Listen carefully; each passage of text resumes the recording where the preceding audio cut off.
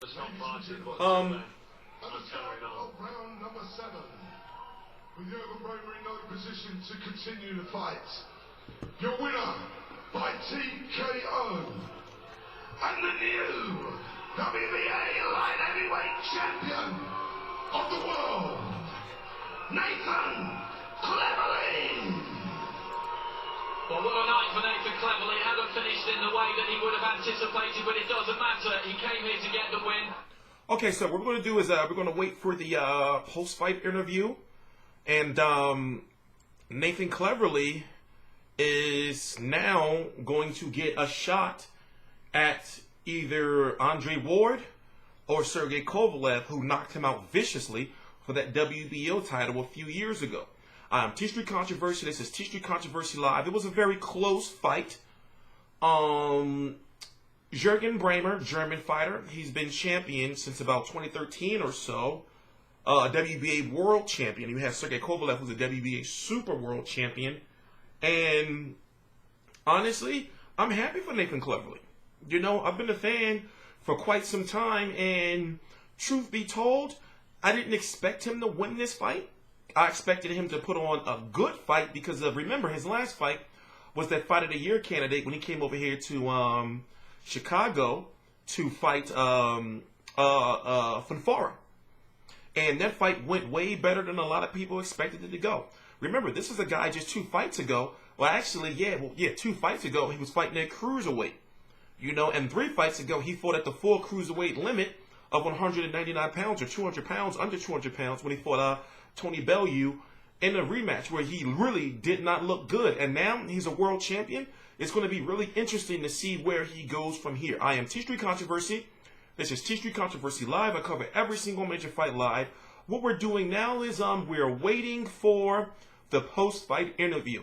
Now, Jürgen Braemher, he's not a internationally known fighter, but he's a very well-established fighter over there in Germany. If I was to tell you fighters that he fought, you likely wouldn't know their names. The biggest issue I've been having is, why hasn't the WBA ordered Jürgen Braemher to fight Sergey Kovalev before? For example, I felt that they should have. I felt that instead of Kovalev fighting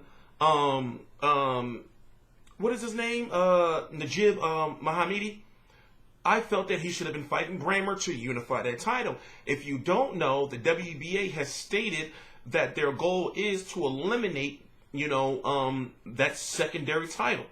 And technically, really, truth be told, the Super Championship is the main title, but it's the secondary title. So basically, when they eliminate the 2 champions, then it's just going to be called the World Champion. Now, they were supposed to be doing that with the heavyweight division with a tournament, but that tournament is all in shambles. They have ordered Golovkin, who's the Super Champion at 160, to fight Danny Jacobs, who's the World Champion at 160, at 147, at 154. Before, there was 2 champions. At 147, it was Floyd Mayweather and Keith Thurman, and then Floyd Mayweather and Erislandy Lara. Now it's only Keith Thurman and Erislandy Lara. So they are, they're doing it. So now it's like, well, what does Nathan Cleverly do? And the WBA, they need to be consistent. Even though we've seen Sergey Kovalev, if he beats Andre Ward, fight Nathan Cleverly and knock him out, still you got to be consistent. Order that fight. Order the winner of Andre Ward and Sergey Kovalev to fight Nathan Cleverly. Now, what's going to happen? Is there a rematch clause, for Jürgen Braemher? We don't know. But it's being said that he dislocated his elbow in a fight that pretty much he was winning. But it looked a little weird and shady. I don't think that he just quit because he was taking a beating from Nathan Cleverly. You were seeing that Cleverly was throwing like a lot of pity-pat punches, but he was very active. For example, and up until about the 3rd round, in the 3rd round, after they showed the CompuStats, he was out punching Braemher by about 100 or so punches. So we saw what the Fanfara got fight.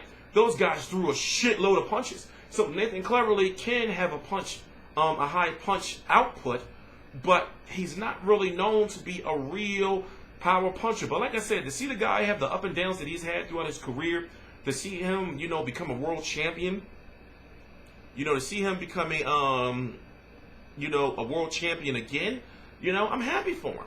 You know, I'm happy for him. And now, you know, the Brits can add another championship, you know, to their ranks, especially since they've been having, you know, some bad luck with guys like Scott Quigg, Liam Smith, you know, losing titles. And of course, you've been having like a lot of Brits getting beat up, like Amir Khan. Okay, let's see what he has to say. Please subscribe. The second time, you know, I won the world title when I was 24. And I was living the dream. I loved it, you know, being the champion of the world in the sport I love. I worked so hard for. And, you know, I lost my belt in my 6th defense, but I needed this back. I needed this belt back in my life. When I came back for it, I've worked hard, I've dedicated myself, and now I'm 2-time champion of the world, and I'm so grateful. Also der Mann ist natürlich unglaublich glücklich. Er ist in 24 schon mal Weltmeister geworden. Er hat ihn bei der 6. Titelverteidigung dann verloren und er hat gesagt, er braucht diesen Titel wieder. Jetzt ist er ein glücklicher Mann und er ist einfach fast, naja, sprachlos nicht, aber er ist glücklich und widmet sich diesem Titel sogar selbst. Jürgen Braemher already told me that you already agreed to the rematch. You're looking forward to this match? Yeah, well, I'm very grateful for Jürgen Braemher for giving me the shot at the title. He's been a great champion. He had a great amateur pedigree, a great professional pedigree. But he's 37 years of age now. It's time for a younger lion to come through. The 29-year-old. Grateful for the opportunity. But one door closes, another one opens, and it's time for a new champion now. But if he wants a rematch, we've got a rematch clause. If he really wants it, you know, ultimately, tonight I broke Braemher up. You know, I broke him up the first 6 rounds. It was going one way. I was going to dominate in the second half of the fight. But if he wants a rematch, we'll do it. Well, Nathan Cleverly clearly Okay. delighted. He's got every reason to be, but Well, there you go. There's a rematch clause. But since I'm doing this video live, real time, remember the fight is just going off. So therefore, I don't know what's going to happen in the post-fight interviews.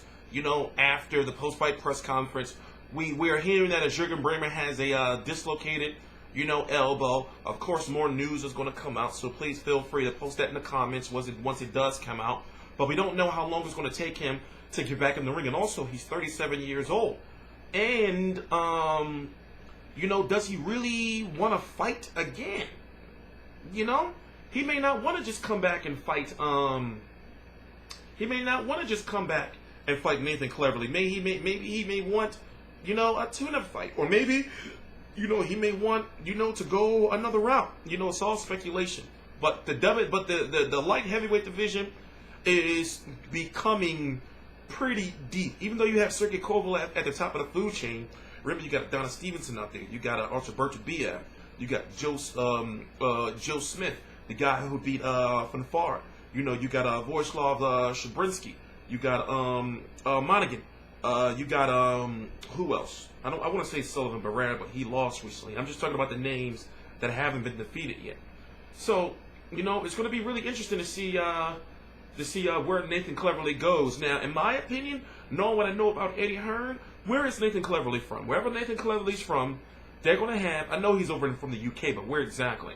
Wherever his hometown is, I'm sure Eddie Hearn is going to have him defend that belt in his hometown somewhere against a lower level top 15 WBA guy, for example. Let me look at the rankings real quick. And it's not that good. The lower top 15 is not that good because remember, Nathan Cleverly was ranked number 10. So, depending on what happens with Sergey Kovalev versus Andre Ward, I really want the WBA to be consistent, man. You know, I understand that Cleverly may not want to fight. I understand that there's a rematch clause, you know, for him to fight Braemher. But, yo, you know, like, you can't just be ordering, you know, a unification of sorts with the WBA and the WBA Super World in one division and then not order it in the other divisions. So, I don't even know when the last time Jürgen Braemher had a mandatory. And I've watched, even though I haven't covered them, I've watched, like, his last 6 fights. So, it is what it is. I am T Street Controversy. This is T Street Controversy Live. I cover every single major fight live. We have a website launching, FightView360.com, launching this month for sure. Right now it's October 1st, 2016. If you're interested in helping, if you're over in Germany and you speak German and American and you would like to go to a Jürgen Braemher fight or any Sarlin Promotions fight and you have something to bring to the table, and not only to our table of FightView 360, but to the table of boxing, then email me a detailed email at editor@FightView360.com. That's EDITOR at FightView360.com, and we can talk. Please subscribe.